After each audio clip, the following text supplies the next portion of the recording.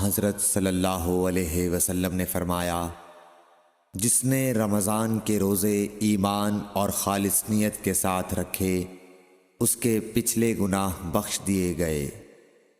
صحیح بخاری حدیث نمبر 38۔ حضرت صلی اللہ علیہ وسلم نے فرمایا، بے شک دین آسان ہے، اور جو شخص دین میں سختی اختیار کرے گا تو دین اس پر غالب آ جائے گا اور اس کی سختی نہ چل سکے گی۔ بس اس لیے اپنے عمل میں پختگی اختیار کرو اور جہاں تک ممکن ہو میانہ روی برتو۔